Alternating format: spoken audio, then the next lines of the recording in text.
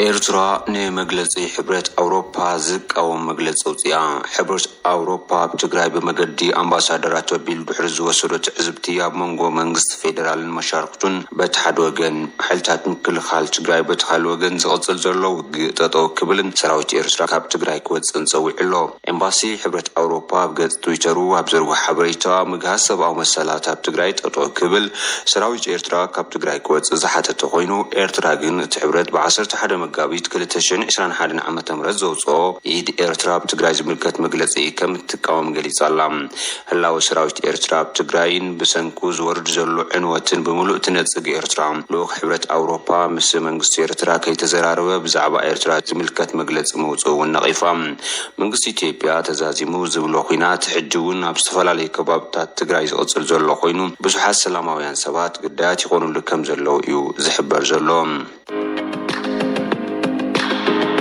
منقص إثيوبيا بتجري تفتيمهم زبها لجبنات كتزارن حبرة أفريقيا معدامو تقاومو قديمو كومشنا حبرة أفريقيا مسافاكي محمد بزعباتيا بتجري استولع عوينات تبع خبا إيجادا بزهابو ومبرهي يسوقمت منقص فيدرال كم زرقفو مزرابهم يذكر قديمو أبي إثيوبيا لستفتسم جبنات تابع لي سبعة مسألات ناي قدام أكل آتيو كتصاريهم كم زي فقد كجلس إنح منقص إثيوبيا بتي كمحبر سو عالم نحيلو زمت زولو صوتي بتجري تحسهم زبهالو تحساتات سبع أو مسألات مسرت يبلو من بمفال زنزقهم قوانتوهنم حبرة أفريقيا كتصاريهم كفقد قروب كم زخونون قليزو اللهم ودو حبرات هقرات منقصة أمريكان حبرة أوروبان كالوتن بزعبات ياب تقراي زقصو زلو كاب قبن مصنات عليت كسابن هزبي بتميت مقطع زمسلو قبناتي فتسملو كم زلو يقلسو عبزلو اللقوان نتو قداي قربا كم زخونات زنقر الله حبرة أوروبا نتو قداي قربا كم زخونات زنقر حبرة أفريقيا جن تقدس النتو زحتول كم زخونة يو تعذبتي زقلسو بزغا نتي أبتقرا استفدت أما قبن حبرة أفريقيا زتصاري اللو مورال يلن بمفاليو كابستفلاليو وقنات تقاومو الناس عزعلو زركب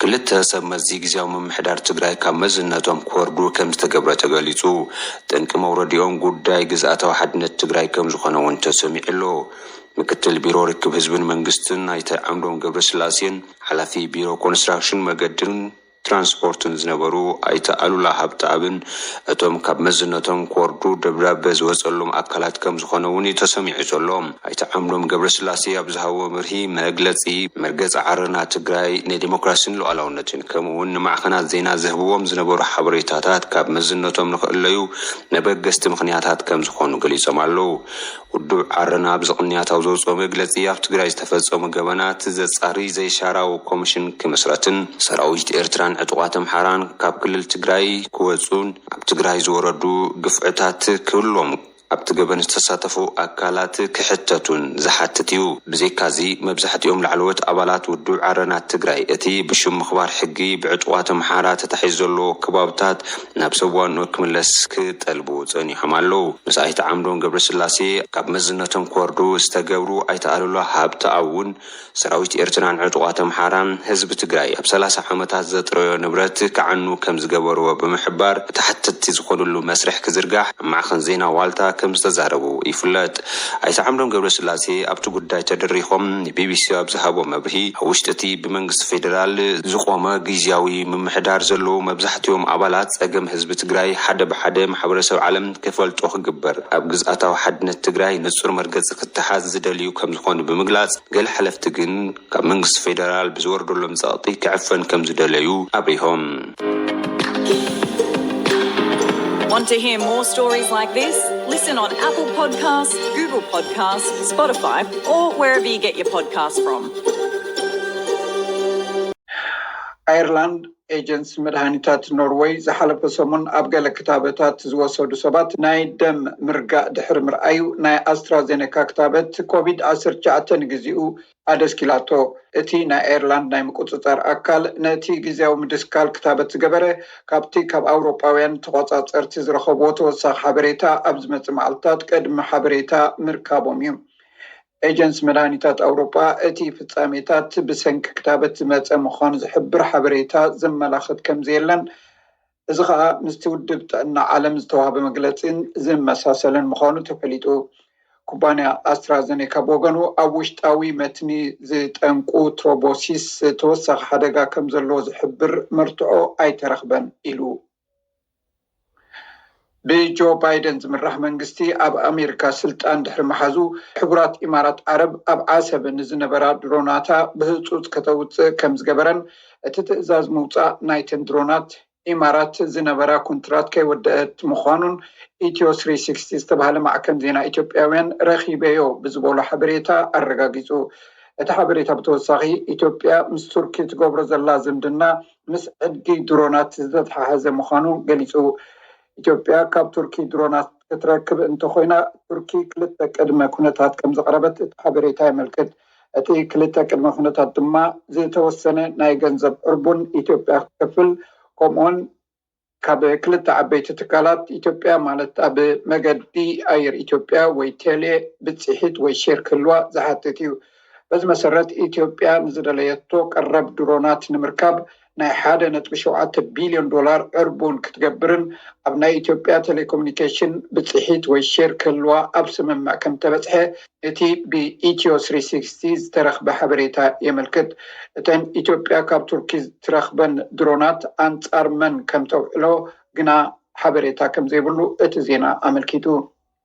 እቲ ማዕከን ዜና ረኺበዮ ዝበሎ ካልእ ሓበሬታ ኣብ ትግራይን ዝግበር ዘሎ ኩናት ኤርትራን እትገብሮ ዘላ ሓገዝ ዝወሃብ ሞሳ ዝምልከት እዩ። በዚ መሰረት መንግስቲ ኤርትራ ንዝገብሮ ዘሎ ኣበርክቶ መንግስቲ ኢትዮጵያ ዛጊት 500 ሚልዮን ዶላር ንመንግስቲ ኤርትራ ሂባ ኢሉ። እቲ ካልእ ክፍሊት ብዓይነት ዝወሃብ ክፍሊት ኮይኑ ንግዚኡ ኢትዮጵያ ካብ ትገዝኦ ናፍታ ሓንቲ መርከብ ብቐጥታ ናብ ኤርትራ ክውሰድ ኣብ ስምምዕ ከም ተበፅሐ እቲ ዜና ኣመልኪቱ። እዚ ናይ መጀመርያ ዙር ክፍሊት ኮይኑ ካልእ ብተኸታተሊ ዝወሃብ ክፍሊት ክህሉ ምዃኑ እቲ ሓበሬታ ከም ዘመልክት እቲ ዜና ጸብፂቡ። ሓድሽ ተመርፀ ናይ ምዕራብ ኣውስትራልያ ፕሪምየር ማርክ ማጋዋን መንግስቲ ፓርላማ ብሓደ ሰልፊ ተዓብሊሉ ኢሎም ሰባት ክበርሑ የብሎምን ኢሉ። ኣብ ላዕለዋይ ፓርላማ ካብ ነፍሲ ወከፍ ሰልፊ ዝውከሉ ኣባላት ንምፍላጥ ምቁፃር ድምፂ ገና ይቕፅል እኳ እንተሎ ኣብ መጀመርያ ተገብረ ውፅኢት ግና ሰልፊ ሌበር ኣብ ላዕለዋይን ታሕተዋይን ባይቶ ምዕራብ ኣውስትራልያ ዓብላሊ መናብር ሒዙ ከም ዘሎ ተፈሊጡሎ። ሚስተር ማጋዋን ናብዚ ዝኣትዎ ዘሎ ዳግማይ ስልጣን ሓላፍነቱ እንታይ ምዃኑ ይፈልጥ ከም ዝኾነ ኣብሪሁ። It's not lost on me that I have a huge weight of responsibility and I want to make sure ከቢድ ሓላፍነት ከም ዘለኒ ኣይጠፍኣንን እዩ። ኣብ ዝቕፅል 4 ዓመታት ንምዕራብ ኣውስትራልያ ዝከኣለና ክንገብር ኢና። እቲ ግዝኣት ዘደንቕ ቦታ እዩ። ንዓለም ብብዙሕ መገድታት ኢና ንመርሓ ዘለና። እዚ ክቕፅል ድማ እደልየ ንኩሉ ኣብዚ ዘሎ ከረጋግፆ ዝደሊ ደቅናን ደቂ ደቅናን ድማ ዓብይ ህይወት ህልዎም እዩ። እዚ ድማ ሓላፍነትና እዩ። መንግስቲ ኣብ ዝቕፅል 4 ዓመታት ከምዚ ክገብር ሓላፍነት ኣለዎ። ናብ ሃገራዊ ምርጫ ዝወሰድናይ መደባት ድማ ኣብ ግብሪ ከነውዕሎ ኢና።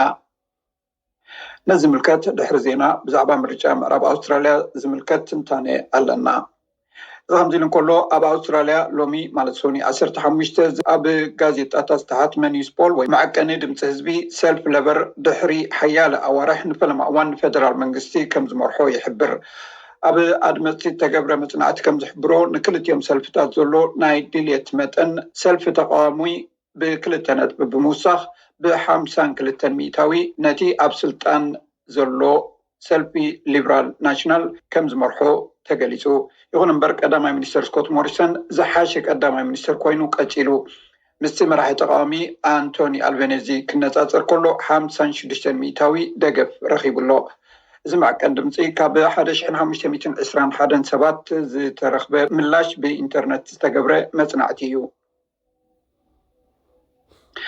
ሃርሞኒ ዊክ ኣብ መላእ ኣውስትራልያ ካብ ሎሚ 15 መጋቢት ዝጅምር ሰሙን እዩ። እዚ ሰሙን ኣውስትራልያ ባህላዊ ብዙሕነት ንምኽባር ዝዓለመ እዩ።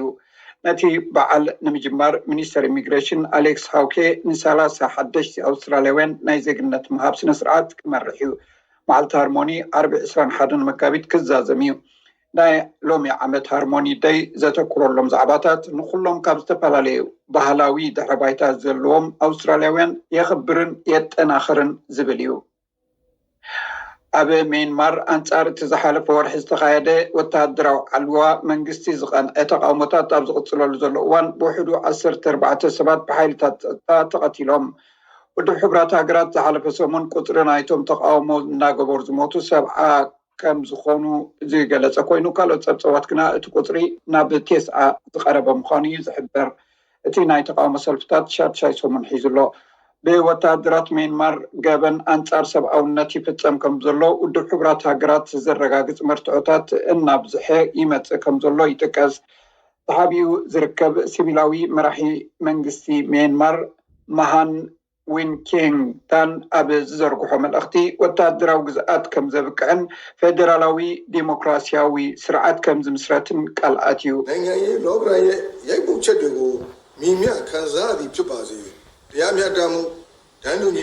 ብሰንኪ እቲ ኣብ ሃገርና ዘሎ ፖለቲካዊ ብዙሕ ሕማቕ ሳዕቤናት እኳ እንተጋጥመና ንማዕርነት ፍትሕን ሓርነትን ንቕድሚት ከም እነገስግስን ንዘይፍትሓዊ ግዝኣት ውትድርና ኢድና ከይንህብ ኣይንሕለልን ኢና።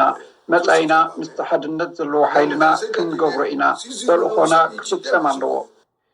ንሱ ምክትል ፕሬዚደንት ናይታ ካብ ስልጣናት ኣልያ ኣብ ቀይዲ ትርከብ መራሒት አንሳን ሱቺ እዩ።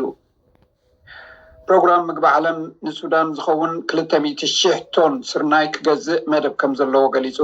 ኣብ ዓመተ 2021 ንኻልኣይ ግዜ በቲ ውድብ ዝግበር ዕድጊ ስርናይ ሱዳን ካብቲ ኣትያቶ ዘላ ቀልውላዊ ሕፅረት ናይ ወፃኢ ሸርፊ ምክንያት ብምግባር ምዃኑ ሮይተርስ ጠብፂቡ። ፕሮግራም ምግቢ ዓለም ዝሓለፈ ዓመት ምስ መንግስቲ ሱዳን ብዝገበሮ ስምምዕ እቲ ብዕድጊ ዝቐርብ ስርናይ ሱዳን ባዕላ ክትገዝኦ ክኽእላ እዩ። ሱዳን ኣብ ዝሓለፈ ዓመት ተመሳሳሊ ብዙሕ ናይ ስርናይ ዕድጊ በቲ ውድብ ተገዚኡ ነይሩ።